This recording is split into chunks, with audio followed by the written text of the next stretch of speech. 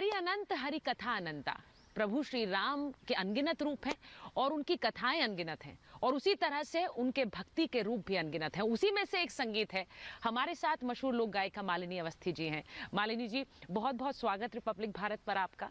और मुझे लगता है कि आपके भी अलग अलग रूप हैं। हम आपको समाज सेवी के रूप में देखते हैं, गायिका के रूप में देखते हैं, एक कलाकार के रूप में मंचन में देखते हैं, लेकिन संगीत आपकी सबसे बड़ी पहचान है और प्रभु श्री राम का संगीत। ये तो बहुत सौभाग्य की बात है। मुझे लगता है कि हमारे बनारस में कहावत है कि प्रभु दुनिया को और सुंदर और जीने लायक और जितना कलुष है वैमनस्य है उसको दूर करने के लिए उसने सुर यहाँ पर भेजा और फिर सुर को जागृत रखने के लिए गंधर्वों को भेजा मनुष्य रूप में। काशी में यही कहावत है, तो मैं यही मानती हूँ। इसलिए सौभाग्य है कि गाने का सौभाग्य मिला है और साथ ही साथ गाने के में भी क्या गा रहे हैं। हाँ, ये बहुत आवश्यक है। एक होता है कि आप मनोरंजन के लिए गा रहे हैं या आत्मरंजन के लिए गा रहे हैं या प्रभु के रंजन के लिए गा रहे हैं। तो मैंने जो जीवन में चुना शास्त्रीय संगीत के संग पारंपरिक लोक गायन। बिल्कुल। और पारंपरिक लोक गायन में वो भारत का गायन है, भारत की संस्कृति का गायन है, गौरव गायन है। जैसे कि अब ये आप देखें कि आज रामलला विग्रह हमारे मंदिर में प्रतिष्ठित हो गए। हाँ, उनकी प्राण प्रतिष्ठा होगी 22 को। लेकिन जिस चीज की इतनी मनोकामना थी, इतने सालों से जिसकी इच्छा थी, तो आज रामलला वहां स्थापित हुए। ये दिन हिंदू संस्कृति न देखे, भारत का जो संस्कृति का अभिमान है राम, उनको अपमानित करो, ये सोच करके आज से कितने वर्षों पूर्व राम मंदिर तोड़ा गया। बिल्कुल।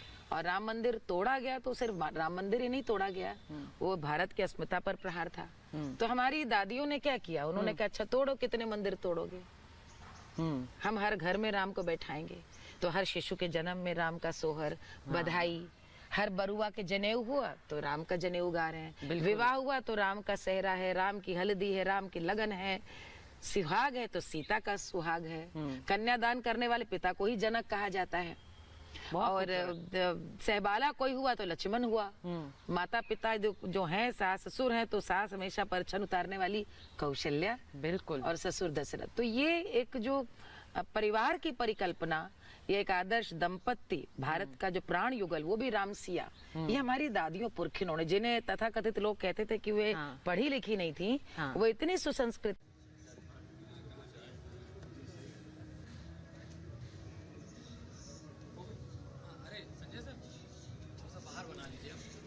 तो तस्वीरें आपको दिखा रहे हैं। आप सुन रहे थे अब से कुछ देर पहले मालिनी अवस्थी को, जो कि लोग प्रसिद्ध लोक गायिका हैं। इसके अलावा यहाँ पर ये तस्वीरें हम आपको दिखा रहे हैं मंदिर के बाहर की, और भीतर किस कदर तैयारियां चल रही है। मंगल घड़ी वो नजदीक है। गर्भगृह में श्री राम पधार चुके हैं।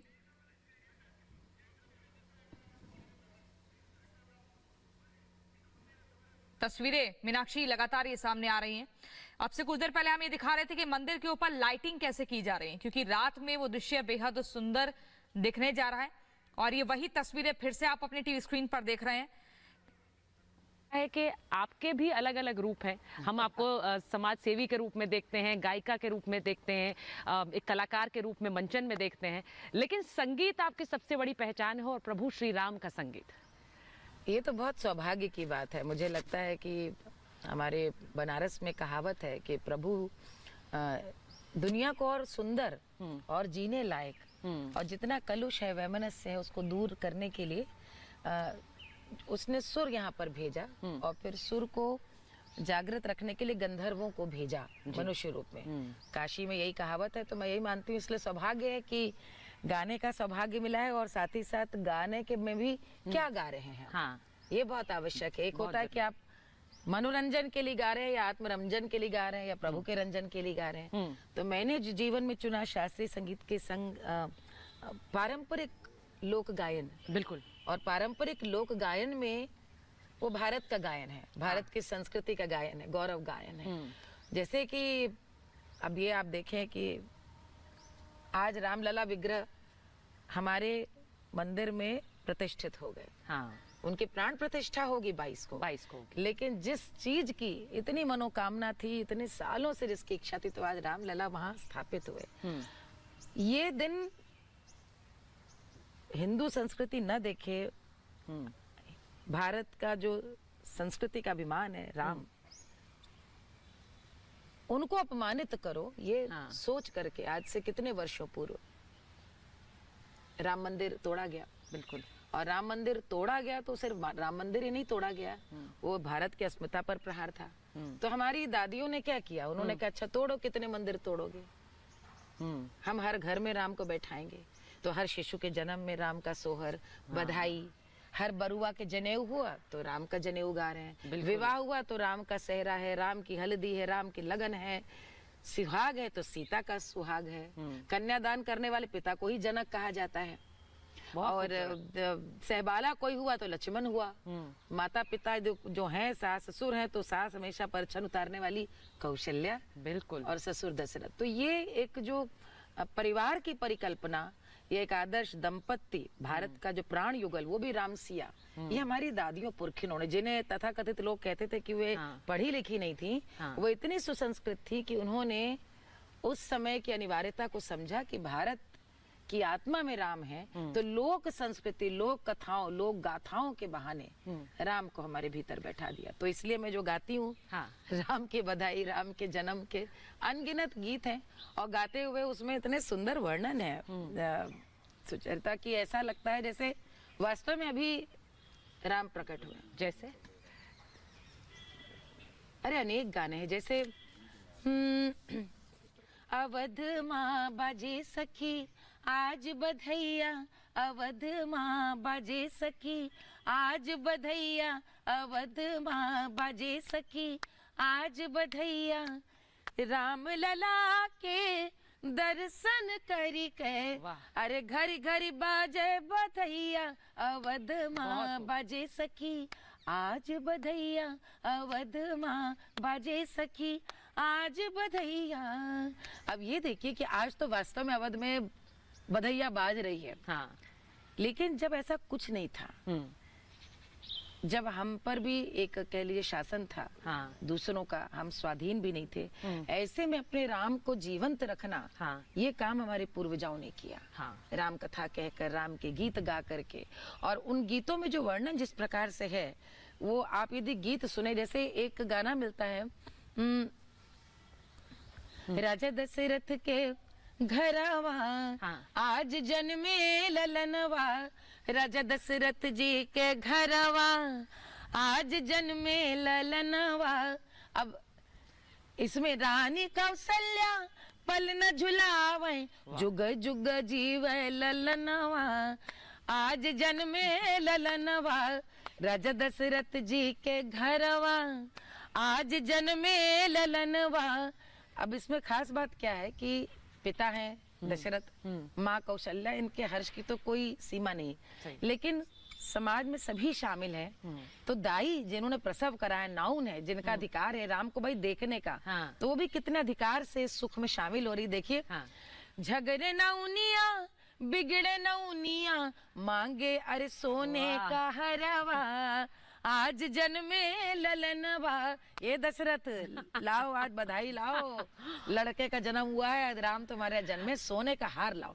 ये समाज में जो हम कहते हैं कि समावेशी समाज, समरसता, कि सबको शामिल करना, सबको अपने सुख में शामिल करना, सबको इतना अधिकार देना कि वो भी इतने बढ़कर अपना मान सकें। ये गीतों में हमें सिर्फ राम के जन्म नहीं, राम कैसे थे, राम के यदि मानते हो तो कैसा समाज रचो, उसकी भी व्याख्या है। प्रभु श्री राम के जन्म का जो ये गीत गा रही हैं, एक बार फिर से वो पधार रहे हैं अपने जन्म स्थान मंदिर में, और वो वहाँ विराजमान होंगे। बहुत, मैं क्योंकि एक भक्त मालिनी अवस्थी से पूछूंगी, जो लोग वहाँ आमंत्रण के बाद भी नहीं जाते, मुझे पता है, मैं इतने लोगों से मिल रही हूँ आजकल अयोध्या में, लोग कहते हैं काश हमें निमंत्रण मिला होता। जिन्हें निमंत्रण के बाद भी नहीं जाते, उनके लिए एक भक्त क्या कहेंगे? मैं सिर्फ यही कहूंगी कि जीवन में कभी कभी एक समय आता है जब आपको अंतरात्मा की सुननी चाहिए। यदि आज भी ये लोग अपनी अंतरात्मा के सुन लेंगे तो अवश्य आएंगे। ये वो लोग हैं जिन्होंने राजनीति को देश से ऊपर रखा, मैं ये बात कह रही हूँ। हाँ। क्योंकि राजनीति, महत्वाकांक्षा, शक्ति, सत्ता, उनको मैं समझती हूँ कि आपकी राजनीतिक बाध्यता हो सकती है, किंतु कभी जीवन में एक समय आपको अपनी संस्कृति, अपनी आत्मा की पुकार को सुनना चाहिए। और यदि अभी भी ऐसे लोग ये नहीं समझ पाए हैं कि राम भारत की आत्मा है, राम कोई बीजेपी नहीं है, राम कोई विश्व हिंदू परिषद के आराध्य मात्र नहीं है, राम का यहाँ पर आना, राम का यहाँ पर विराजना, भगवान प्रभु का यहाँ पर विराजना, ये कितनी बड़ी युगांतकारी घटना है और इसका कितना बड़ा प्रभाव है।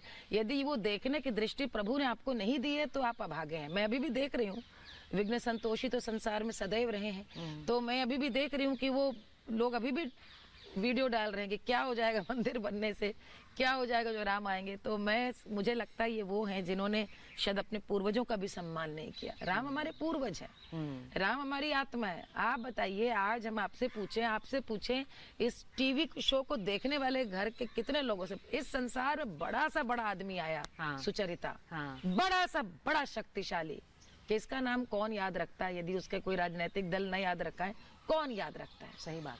राम ने तो कभी नहीं कहा मुझे याद करो, लेकिन त्रेता युग में राम हुए। आज गांव में किसान का लड़का का जन्म हो, लोग राम का सोहर गाते हैं। जहाँ अभिवादन भी राम राम हो गया, जहाँ उठते बैठते सांस लेते हुए राम राम हो गया, जहाँ प्रसन्नता में हाय राम, दुख में हे राम, और अचरज में हाय राम, मृत्यु में राम नाम सत्य, जहाँ राम को जीवन में बसा लिया हो, जहाँ पे कबीर को भी, निर्गुण पंथियों को भी अपने ब्रह्म का नाम, राम के अतिरिक्त और कुछ नहीं मिला। वो भी कहते हैं दुल्हन गावहु मंगली चारे, मोरे घर आए राजा राम भरतार।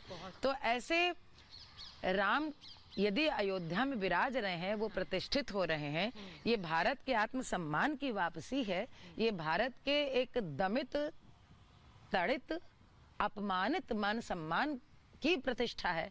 यदि इस बात को आप नहीं समझ पा रहे हैं तो फिर तो बहुत बड़ी वो है। मैं एक चीज पूछूंगी मालिनी जी आपसे, जब हम कहते हैं सबके राम हैं, तो वो केवट के भी राम हैं, वो शबरी के भी राम हैं, वो जटायु के भी राम हैं, मालिनी के राम कैसे हैं? हमारे राम समावेशी राम है, जो मैंने गीत में आपको गाया। और यही कारण है कि आज आपको बताऊं चरिता, जितने जातीय गीत हैं, जातीय गीत या जितने आप समझिए वनवासी समाज है, जितना जनजातीय समाज है, इन सभी में आपको यदि किसी एक समान सूत्र है तो वो राम है। अब भोलेनाथ भी हैं, लेकिन राम है।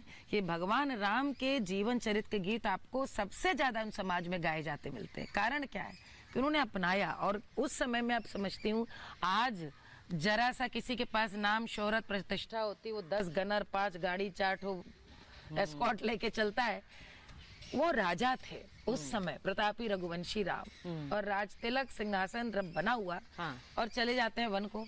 और वन को ऐसे जाते हैं कि 14 वर्ष वहां पे वन को रहते हैं। वन में आप समझिए कि पूरी तरह से भूमि पे सोते हैं, जो वन में मिलता है वो खाते हैं, और जो मिलता है उसे गले लगाते हैं। और उसकी इतनी बड़ी उसका असर, उसका प्रभाव जनमानस पे इतना है कि कोई समाज हो, वो कोई भी दमित, शोषित, वंचित है, उसको लगता नहीं ये राजा नहीं है, ये हमारा कष्ट समझता है। हम भी भूमि पे सो रहे हैं, ये जानता है कि जो हमें कंदमूल मिल रहे हैं वही खाकर गुजर बसर कर रहे हैं। तो राम के लिए मेरा वही रूप प्रभावी है, जो 14 वर्ष वो वन में रहते हैं और वंचितों, शोषितों को इतना समर्थ बनाते हैं कि उनके बल पे जाकर रावण को पराजित करते हैं। अपने एक प्रिय राम भजन के रूप में सुना दीजिए जो आपके राम है।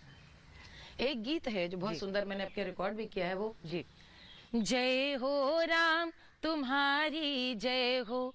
क्यों जय हो? क्योंकि वसुधा हसे, सुधा रस बरसे, जग से दूर अनय हो। जय हो राम तुम्हारी जय हो, बोलो राम सीताराम।